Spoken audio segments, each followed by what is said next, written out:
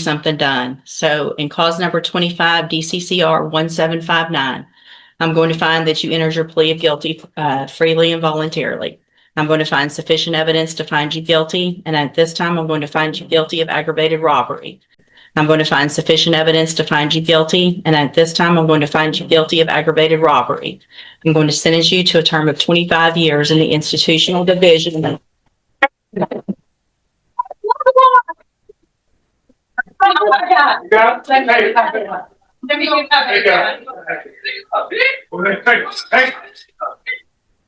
A young man walked into court hoping for probation after pleading guilty to aggravated robbery. His lawyer argued he was a first-time felon who made one terrible mistake while trying to help his struggling family. But after watching the surveillance footage, the courtroom realized this case was far more serious than it first appeared. Good morning. Are you Caden Yes. Fontanet? And this is 25 DCCR 1759. Mr. Fontanet was previously in court, entered a plea of guilty to the first-degree felony offense of aggravated robbery. It was an unagreed plea. I've received the pre-sentence report. Have you both had an opportunity to review that report? We have, Your Honor. The state has, Judge. Are there any additions or corrections to the report? Not from the defense. Not from the state, Judge. And Mr. Coleman, you said you have a witness or some evidence. Actually, Judge, Mr. Rojas has graciously stipulated to the admission of the surveillance video from the convenience store in question. So Okay. I need to call my custodian record. With the court's permission, first of all, I'm offering states one. No, Judge. Make that states two, because this one was the plea admonishment documentation, please. I'm offering states two. No objection. States two is admitted. Permission to publish, Judge? Yes, sir.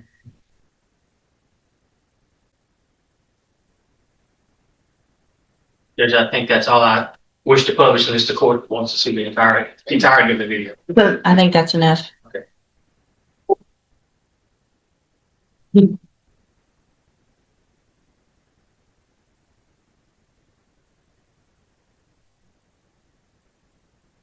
Oh, would you switch that back to the other? All right, I thought I did.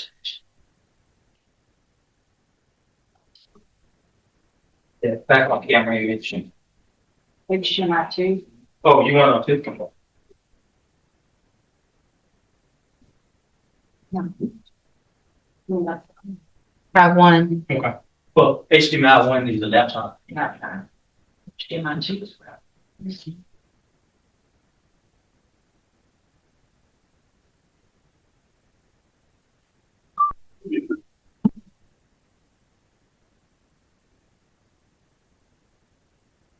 There we go. Thank you. Any other evidence or witnesses? So just brief argument, if I may. Any other evidence or witnesses for Mr. Rojas? No, Your Honor. Just like, Mr. Rojas, you may make argument first. thank Go you, ahead. Judge. And obviously, after seeing that video, it makes what we're asking for harder to do. And what we're here asking for this morning, Judge, is probation. Mr.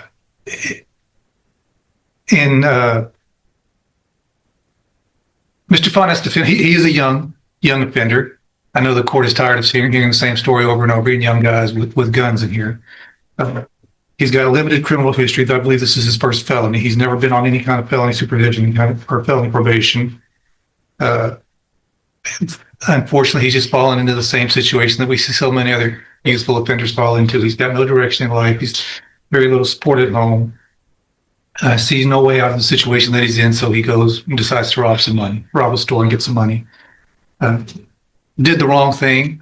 And if his story in the PSI is to be believable for what I believe is the right reason, he's trying to help his mom out at home, he's trying to pay some bills, keep the lights on. Certainly there are better ways to go about doing that. And I hope that the time in jail has taught Mr. Fontanet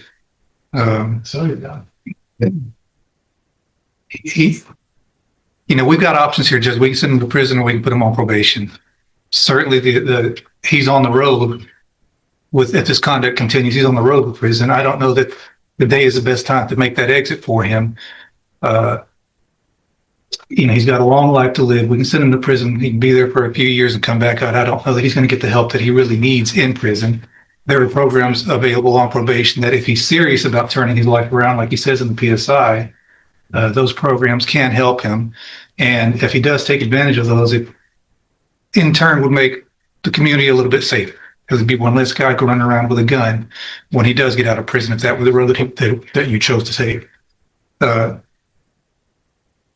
on living at home with his mom. I think he has some younger siblings there. To his benefit, before he was even arrested, he started a GED. I think on the night that this happened, he had just finished a GED class and made a dumb decision to go hang out with these guys that he should not have been hanging out with, and did this robbery. Again, Judge, you've got two options. You can send him to prison, or you can try to get him some help on probation, and hopefully he will take advantage of that. And certainly if he doesn't, we're going to know pretty quick, and you'll have another chance to send him to prison, probably for a longer time. All right, thank you. What is the status of the other two? The defense asked the judge for probation, arguing that the young defendant had little criminal history, was working towards his GED, and deserved a chance to rebuild his life. But prosecutors argued the armed robbery terrorized an innocent store clerk and insisted that prison was necessary to protect the community and send a strong message against violent crime. After reviewing the surveillance video, jail reports, and pre-sentence investigation, the judge concluded that probation was not appropriate.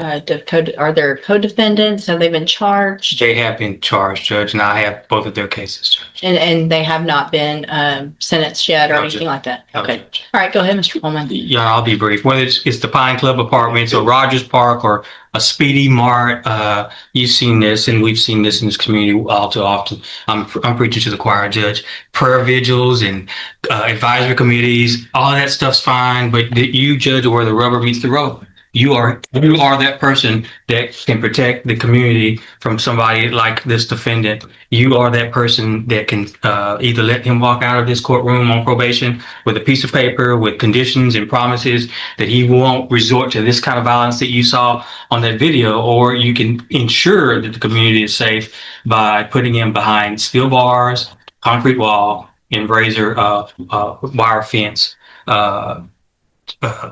Judge, I'm just asking, I'm not in the habit of begging, but on behalf of this community, I'm begging that you sentence this defendant to prison. The message that needs to be sent to this defendant and his circle of friends and anybody who would want to be like this defendant is that if you pick up a gun with the intent to commit violence, you're going to pick up a 15, 20, 25-year prison sentence, Judge. And I'm just asking that you do this on behalf of people who live at the Pine Club Apartments, who just want to live in peace, people who want to go take a walk at Rogers Park and not be robbed, and somebody that wants to stop at a Speedy Mart convenience store and pick up some snacks without becoming a victim of a robbery. That's all I have, Judge. Thank you, Mr. Coleman. So, Mr. Fontenette, there was a time some years ago that there really wasn't even a question. State's attorneys were recommending youthful offenders, probation, let's give everybody an opportunity. And things have just changed in such an incredibly dangerous way with young people doing what I just saw you do on that screen. I cannot imagine the fear that person had that was working in that store, that he now has, just trying to go to work, make a living, and go home. And he has 3 people come in and not just grab a little quick something and run out, but terrorize him for quite some time. Pulling him around, yanking him around, putting guns in his face, all 3 of you. I also, in addition to the PSI, get jail incident reports. And you apparently like to fight and jump people, which is what's been happening in the jail.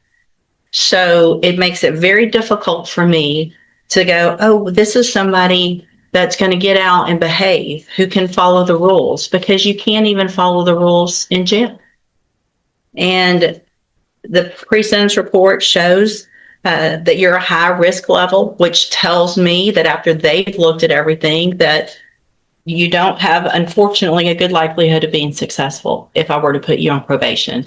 And Mr. Coleman's right. We're tired of it.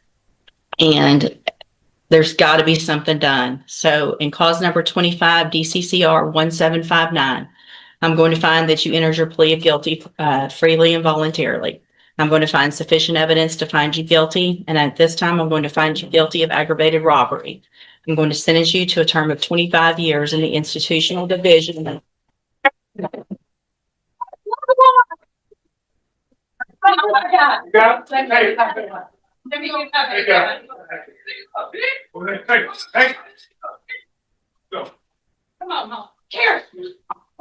Going to sentence you to a term of 25 years in the institutional division of the Texas Department of Corrections. You will receive credit on that sentence for any time that you've been in custody that the law gives you the right to receive.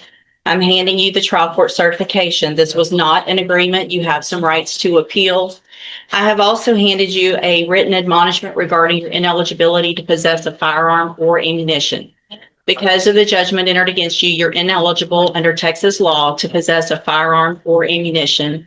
Possession of a firearm or ammunition could lead to charges against you. You can talk to Mr. Rojas about any questions you have about that. I am making an affirmative finding of a deadly weapon.